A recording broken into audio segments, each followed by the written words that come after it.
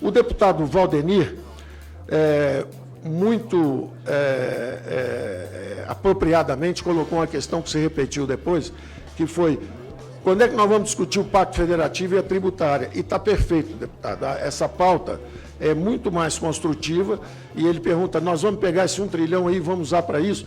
Infelizmente, já antecipando também a próxima pergunta, que é da deputada Jandira Fegali, do custo de transição, infelizmente esse 1 trilhão aí é o tamanho do buraco que é inviável de carregar. Então você está recalibrando, na verdade, esses privilégios lá para frente para não gastar esse 1 trilhão e poder justamente atender outras finalidades.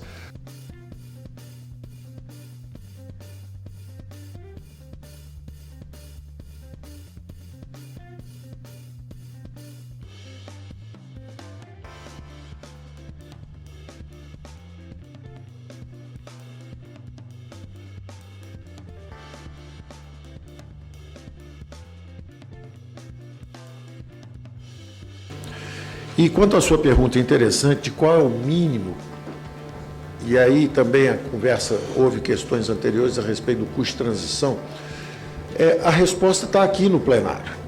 Se o plenário aprovasse, por exemplo, uma reforma de 600 bilhões, 700 bilhões, isso aí não permite o lançamento de um regime de nova poupança, pelo que foi dito aqui. Porque realmente, se alguns jovens começam a ir para esse regime novo, você derruba o avião antigo. Então era a imagem que eu tinha usado sempre, de o seu filho ter que entrar no avião para te entregar o paraquedas, para ele cair mais tarde. E você pula fora com a contribuição que ele trouxe para você. Só que lá na frente, a demografia está contra ele. Então essa resposta é endógena. A resposta está aqui dentro. E eu tenho dito sempre isso, se a reforma for de 1 trilhão, nós temos confiança no lançamento de um novo regime sem derrubar o antigo. Sem derrubar o antigo. Inclusive porque aí a economia vai crescer, eu vou falar sobre isso porque teve uma questão dessa um pouco à frente, eu chego lá.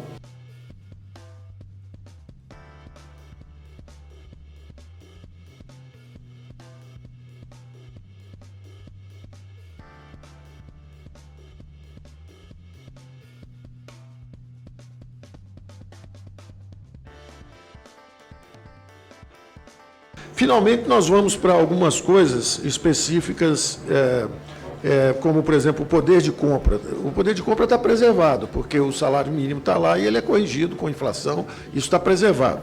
A fórmula, eu tenho uma equipe bastante boa, trabalhou muito nisso, quer dizer, entre a sua observação que a fórmula está errada e a minha equipe, eu estou com a minha equipe. Não quer dizer que ela é infalível, ela pode errar, mas eu vou averiguar. Mas acho improvável, porque era um grupo muito bom. O Jean Biagi, inclusive, participou de vários debates conosco, o Paulo Tafner também. Alguns manifestaram muito... É interessante, você colocou uma questão muito importante, que é a seguinte: será que é possível fazer isso? O que a gente sabe é que quanto mais tempo passar, mais difícil será a transição. Então, uma reforma que seria de 200 milhões, 10 anos atrás, 200 bilhões, passou a ser 400, 600, agora só poderia ser um número bem maior, se for realmente para equacionar esse sistema antigo, essa velha Previdência. Então, essa angústia de se é possível fazer a transição ou não, ela também nos atingiu, nós fizemos vários estudos sobre isso, e nós temos a total consciência e daí o pedido de que haja potência fiscal, porque isso não pode ser uma aventura, realmente não pode ser uma aventura. Nós temos que estar confortáveis de que esse sistema, que todo mundo está dizendo que nós queremos derrubar, ao contrário, que ele voe, porque são todas essas gerações contemporâneas que estão aqui hoje que estão dentro desse avião. Então nós temos que ter certeza que há combustível suficiente para esse avião seguir. Nós só lançaremos, e eu até te tranquilizo, se houvesse combustível. Suponha que vocês na Câmara decidam assim: não vamos aprovar um pacote de 600 ou 700. Acabou a discussão. Você pode ver que nós mandamos em 2 fases. Nós mandamos, por isso é que não é tão específico o de capitalização, porque ele ainda tem algumas aberturas. Por exemplo, a contribuição é só da empresa ou é uma poupança garantida? Eu tenho uma atração pela poupança garantida na primeira versão por uma razão muito simples. A taxa de desemprego entre os mais jovens é de quase 50%.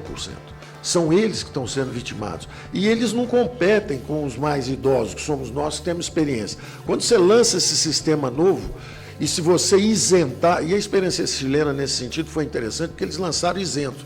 Foi uma explosão de empregabilidade. É como se você gerasse 1, 2, 3 milhões de empregos em 2 anos para os jovens, porque eles estão chegando no mercado de trabalho, eles não têm experiência, mas eles custam a metade do que custariam. Porque você sem experiência e com o dobro do custo do salário, você chega pedindo 1.000, mas na verdade você custa 2.000 para a empresa, você não tem experiência nenhuma.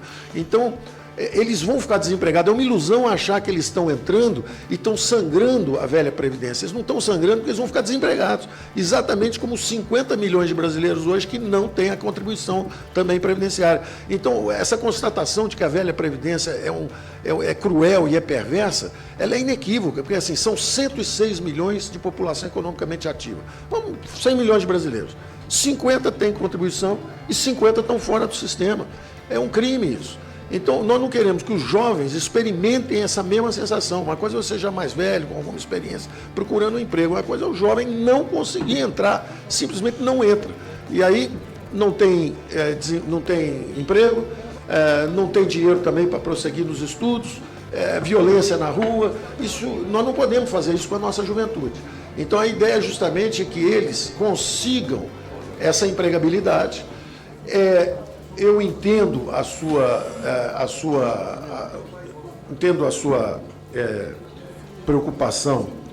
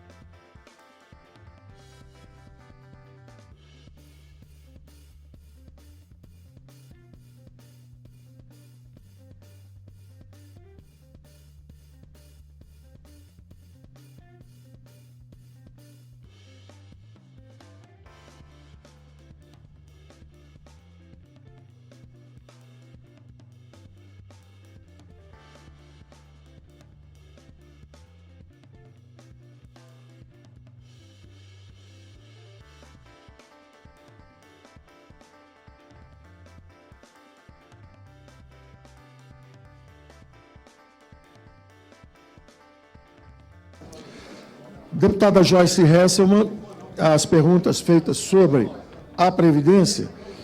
O BPC para deficiente muda? A resposta é não. Não muda o BPC para deficientes. Não muda. A poupança garantida tem a garantia do mínimo? Sim, tem a garantia do mínimo, que é a solidariedade e a fraternidade que nós falamos. E é preciso ter responsabilidade fiscal para garantir esse salário mínimo. Foi falado também sobre 1 trilhão, e a conta de 1 trilhão, qual seria a simulação? O deputado Ivan me perguntou. A simulação é relativamente simples. Hoje tem um buraco de 100 bilhões. 1 trilhão em 10 anos, você zerou esse déficit, são 100 bilhões por ano. Então está zerado, e aí sim você tem o espaço para analisar o regime de capitalização. Então, quando o senhor pergunta assim, mas qual é a simulação? Depende. Por exemplo, nós vamos permitir que os jovens façam essa escolha. Ora, se a poupança for de 1 trilhão, nós vamos simular com os jovens entrando. Se a poupança for menor do que isso, a resposta é zero. Por isso que o senhor não recebeu uma resposta exata. Porque pode não haver o sistema de capitalização se o programa for de 700 bilhões, não vai haver o programa de capitalização. Então, a resposta é zero. Não foi nada omitido. É porque a resposta é zero. Você fala assim, mas se for 1 trilhão? 1 trilhão nós vamos simular. Porque já está simulado que o rombo sumiu. Sumiu o rombo por 10 anos. Nós temos tempo agora para fazer as simulações e submeter aos senhores de novo o projeto. Porque o projeto não atropela o Congresso de forma alguma. Nós estamos pedindo uma licença para criar um regime alternativo de capitalização. É uma licença. E esse regime de capitalização vai ser avaliado aqui, de novo. Tá certo? Bom,